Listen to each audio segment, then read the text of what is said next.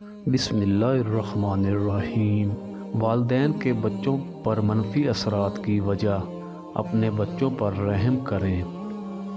आपका बच्चा अगर झूठ बोलता है तो इसका मतलब ये है कि आप बात बात पर उसकी सख्त पकड़ो दकड़ शुरू कर देते हैं। आपका बच्चा अगर ज़िद्दी है तो इसका मतलब ये है कि आप सख्त मिजाज हैं।